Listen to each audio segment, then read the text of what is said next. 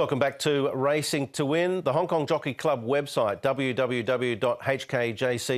is where you'll find this week's edition of HK Direct. Of course, our second part interview with Joe Moreira. It's certainly an interview you must see. If you haven't seen the first part of that interview, you can go onto the website, watch that, and then watch this week's edition as well.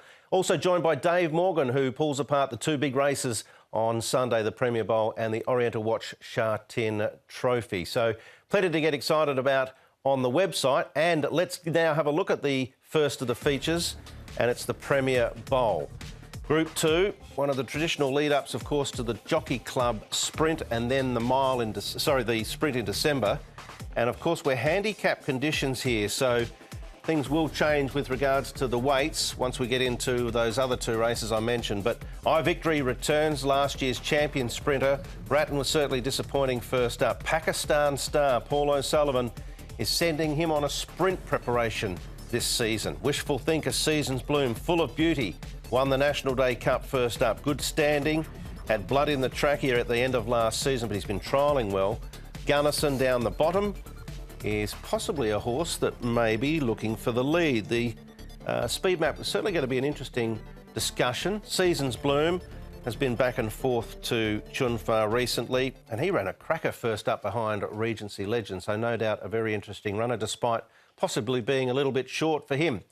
All right, Tom, the speed map, there's a field of 8. It could potentially be a little bit of a tactical battle as we look at the way the horses will stand in the gates.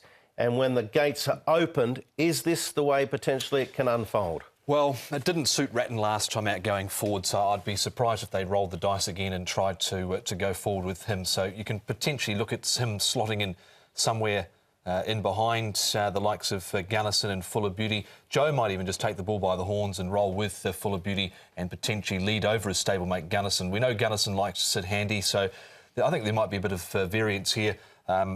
I just can't see Ratton leading. It just didn't work out for him last time out. Is it possible that iVictory might take the bull by the horns first up as well and maybe try and get up on the speed? We know he's got natural pace. I'd be surprised if he did, because they've been recently riding him back in trials and he looks like he's been sort of effective back in the field in those trials. So there's potential for him to sit back as well, but it could be one of those speed maps where we just throw it out the window. I think what we can ascertain is that we know Pakistan Star's probably not going to lead. No. We're pretty confident Wishful Thinker won't lead.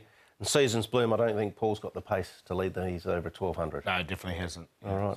So I mean, John Side's got 3 runners, so I'm sure he might hold the key. He's got the plan. Here is iVictory, one of those 3 runners, just working with Mischievous Sunday there.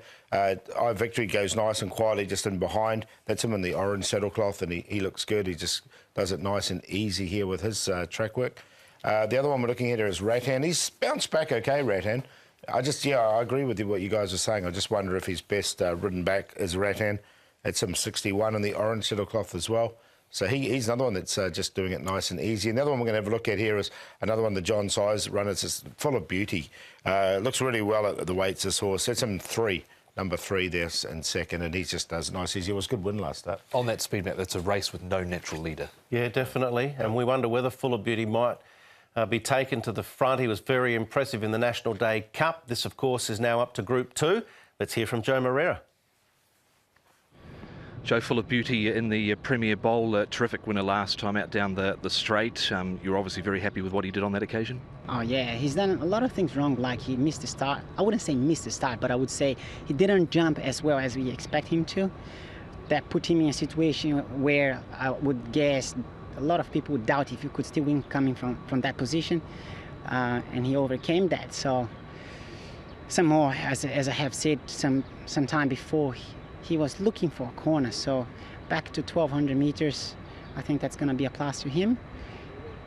Just talking a little bit more about that race over the 1,000, it was quite eye-catching race. I know other horses was flashing home, nearly got there, but he crossed the line full of himself, and I think he has everything to go for some more improvement. So, yeah, he's an exciting horse. That was going to be my next question, being a John-sized trained runner, not fully screwed down for that first up effort, so more improvement to come. Yeah, it should be, as you said. Size doesn't really push his horses hard early on the season, and if they still go there and win as he did, that means like we should be able to see some more from them as time goes by. the international sprint, only 52 days away. Still a lot of water to go under the bridge yet. Have you made any commitment to one horse yet?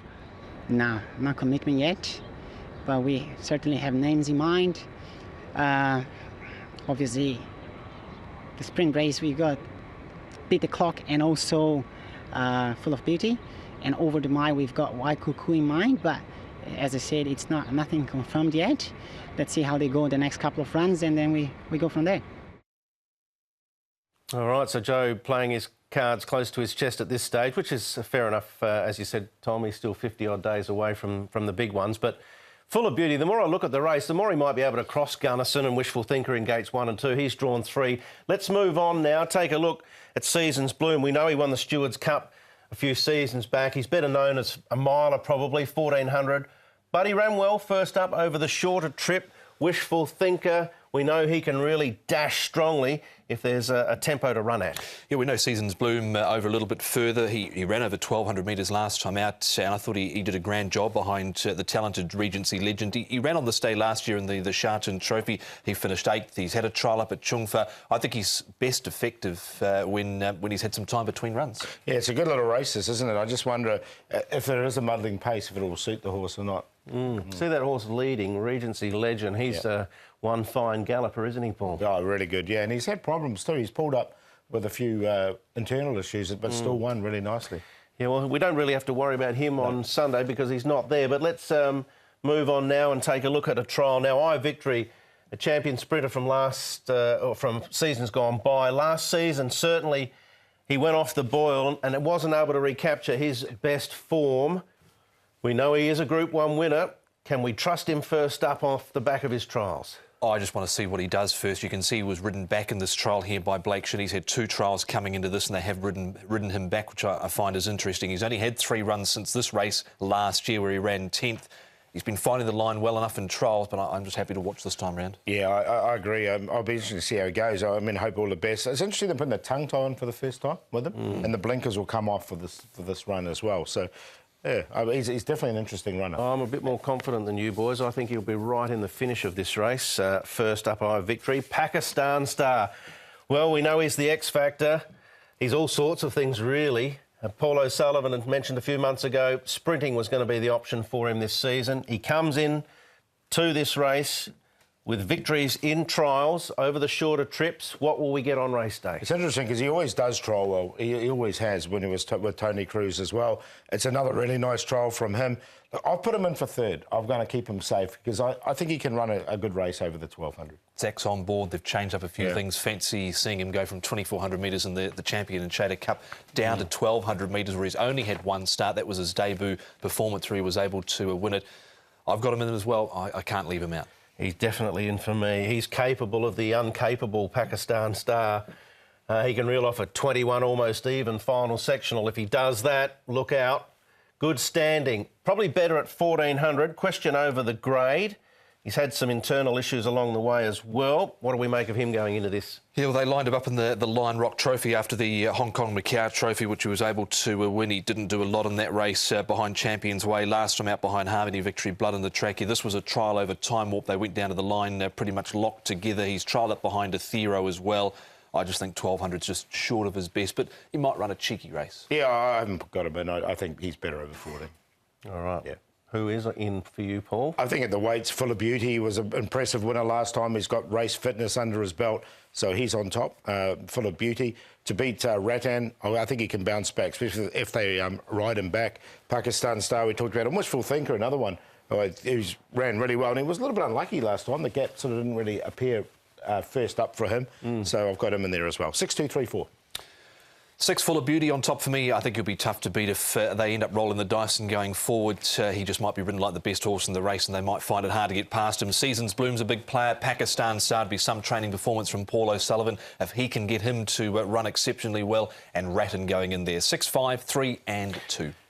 Yeah, I tend to think Full of Beauty is an exceptional horse, and the Beauty family will be hoping Full of Beauty can win, and then Beauty Generation later on in the day as well. But definitely Victory returning and Pakistan Star can make the race very, very interesting indeed. Promises to be a cracker. We're going to take a break. When we come back, races 4 and 5 with us here on Racing to Win.